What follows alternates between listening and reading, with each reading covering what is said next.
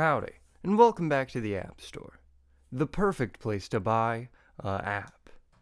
Hey, what happened to the App Store? You know, as a kid, I remember opening it up and finding all of these weird but original games that I wanted to try. But nowadays, whenever I open it up once every 3 months, I just find a bunch of minimalistic shovelware. Like attack hole black hole games, where you just suck up a bunch of simple modeled weapons and ammo and shoot it out at a yoked out Giga Chad. I miss the days where you could shoot birds at pigs, run through a temple, and drive a car. No, for sure it was better, because at least then I could tell the differences between the knockoffs. Remember attack hole black hole games? What if I told you that was a knockoff of Horde Master? Wait, no, they're both knockoffs of Hole.io. Sorry. All three of them are knockoffs of Idle Hole. I think? There are so many of them that I can't even keep track of the origin. Hey, wait a minute. What about that indie game from 2018 about the raccoon and the big hole in the ground sucking everything up? Yeah, more on that later. Don't worry about that though, because we've got about 800 identical puzzle matching games, a couple thousand of these running games, a few hundred makeover games, sprinkle in some line drawing games, and cap it off with a nice big helping of pin pulling games. Seriously though, it's all this copy and pasted Unity shit. I hate sounding like an old man. Oh, back in my day. But I kinda miss it when new phone game releases were fun. Me and a bunch of other people I know played Clash of Clans when it was big. So when Clash Royale was released, everyone was fucking stoked about it. I remember everyone trying to get the best high score in hill climb racing. Oh, and the Plants vs. Zombies 2 phase. You know, I feel like it's only fair if I try some of these games out to get the full experience of each side of this completely made up debate. Then I can decide whether or not we should ban the Games tab on the App Store forever. So come along with me as I try to figure out what happened to mobile games. I feel like we need to change the scenery to the gamer zone.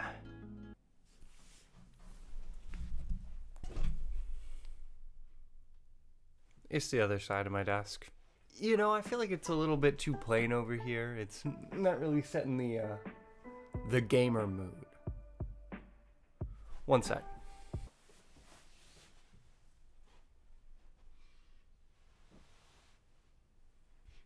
Set dressing.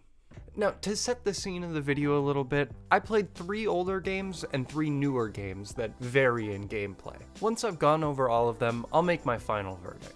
For my first old game, I chose the classic arcade slicer, Fruit Ninja.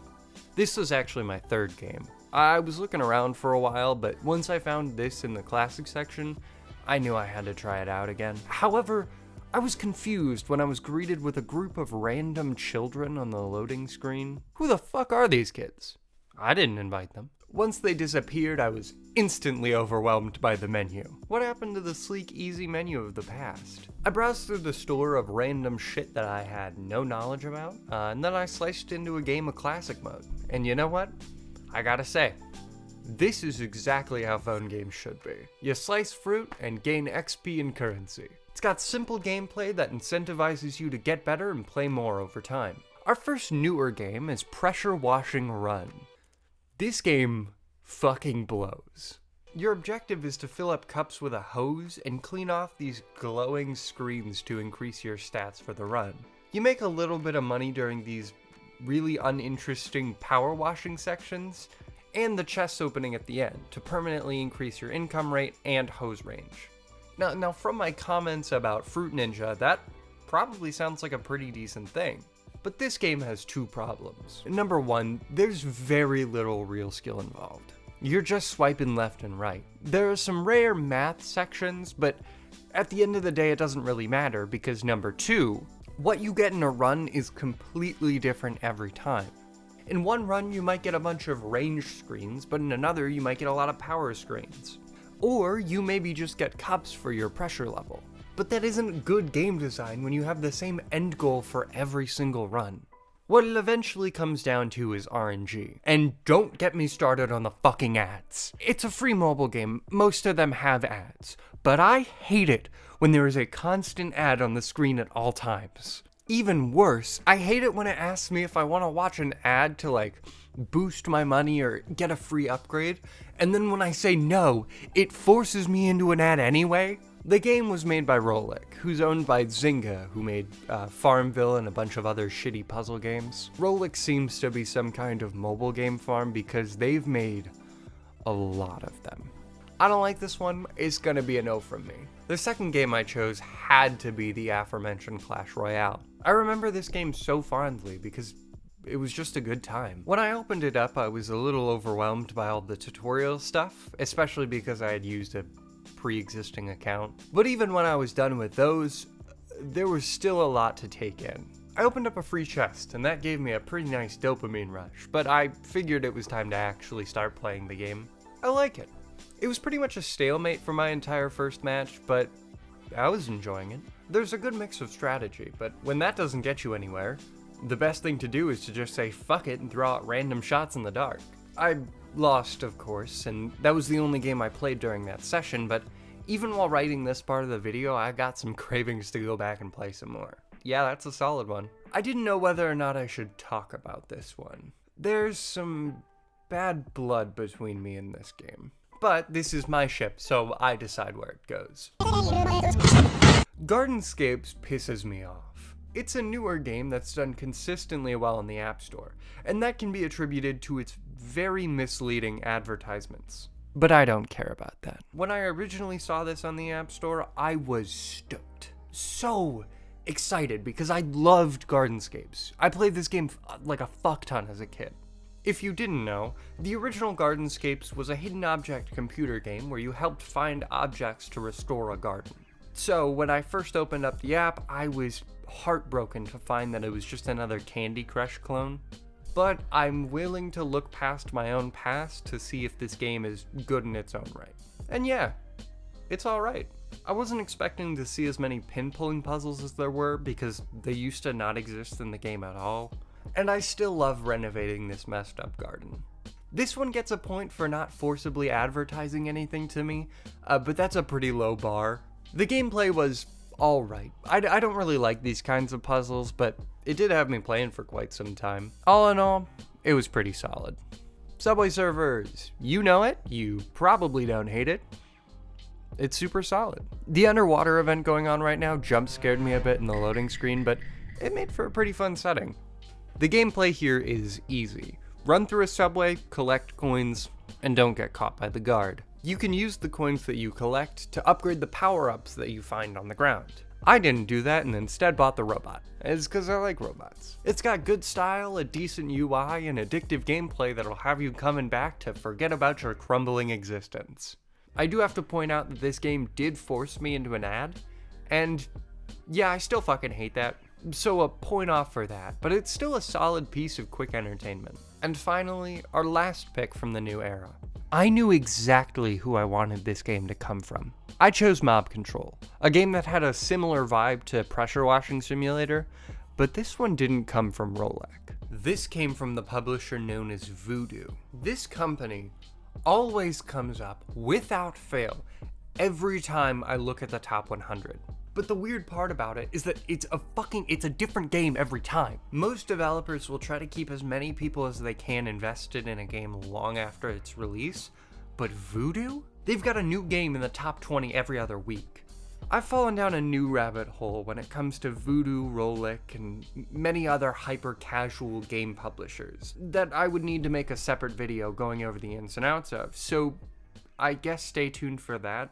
A quick rundown about this topic is that they make a bunch of shitty games, often based off of like popular or even unpopular indie games. And instead of putting money into the game to like increase the lifespan of it, they just pump all their money into like TikTok advertising. It's kind of fucking nuts right now. Now about the game, it started out looking a lot better than I thought it would. There were a bunch of different soldiers and cannons to unlock, an upgrade system, and even a matchmaking system, which was pretty interesting. That is for one of these hyper-casual games. And as a welcome bonus, it didn't force advertisements on me. But that surprise quickly turned into disappointment. There were a lot of offered ads, plenty of in-app purchases, with purchasable upgrade packs that you had to play more to unlock. a big special offer button, which was a sign I was probably in for a bad time, and of course there's a fucking battle pass. Now, having in-app purchases doesn't necessarily make a game less fun, but you do have to have like a pretty solid base on the gameplay. Now, the gameplay was kinda alright at first, because I was super interested in the whole play more to get stronger idea. But much like the pressure washing game, the upgrades don't really matter because every single run is different. Like, I'm sure you can't use level 1 equipment through the whole game, but it didn't really feel like it was affecting much. Especially considering what the upgrades were giving. It just feels like another way to get people to watch ads. The more I played the game, the more brain dead I started to feel. Every level just has you moving your cannon to the left and the right in a rhythmic motion with no real strategy to it. Also, for some reason the sound design was getting on my nerves, and I don't really have an explanation for that. I toughed it out and finished the first main goal. And when I was greeted with the second one, I was forced into an ad after every single mission. Quick editor's note, because I can't write a script really well. Developers like Voodoo make and advertise their apps to kids, which is standard for most like mobile games, but their advertisements don't seem suitable for children. You've got things like violence, but then there's also like swearing and sexual references, and also the money games. They do a lot of advertisements for these money games where you play them and you win money, heavy fucking quotes, and you can't play those as kids because, well, that's against a lot of rules. But they still make money from them. I just think it's weird that these companies will make a lot of money from these advertisers by showing things to kids that they really shouldn't be seeing. I don't know. I don't know the ins and outs of this too well. I just wanted to put this in here real quick, so back to the video. Oh, and the matchmaking system I said earlier? Yeah, that's not fucking real. I lied. Or, sorry, the app lied. I did run into a live battle, but that's a fucking lie too, because before you begin the match, you can watch an ad to get a power-up? What kind of game would make you wait 30 seconds for your opponent to watch an ad? The worst part is that I played this game the most. I thought for sure it would be Subway Surfers or maybe even Gardenscapes if I was looking to give it like a really big full chance. No, Mob Control. It sucked my life away. I feel disgusting. Now, I know that a lot of negatives I brought up aren't exclusive to present-day mobile games. You know, Clash Royale has a battle pass system and Subway Surfers forced ads. But to me, the newer games are just fundamentally flawed. Pressure Washing Run exhibited awful game design. Gardenscapes turned a classic relaxing PC game into an over-monetized cash cow. And Mob Control is a misleading mess that mashed together Clash Royale's upgrade system with the very popular crowd-running genre. Mobile games have never felt 100% passionate. But a lot of these games are so soulless and cookie cutter that I feel like there's no room for innovation to breathe. One of the last big innovations I can remember is Pokemon Go's high quality AR and real world integration. But instead of somebody snowballing those innovations, it's been choked out by 100 other different clones. I don't really have hope for mobile games, especially with the way that media consumption is being directed. But that's a conversation for another time. I know there's still great games being published on mobile devices, and I know that won't go away anytime soon, but I kind of just miss the wonder of it all. And to stop a couple of comments, it's not just because of nostalgia or the fact that I'm not a child anymore. Video games, movies, anime, TV shows, music, YouTube content, etc. These have all given me this childlike sense of wonder that I hope will continue to amaze me for as long as I live. It's kind of weird how I say that considering most of my channel's nostalgia talk. Sorry, this went on for a bit longer than I expected it to, but hey, that's what happens when I talk about... Well, that's what happens when I talk in general. Let me know your favorite mobile games, from the past or present. If I had to choose, mine would either be Digimon Re-Arise or Dragalia Lost. Ooh. Right. Never mind. Pokemon Go it is. Adios.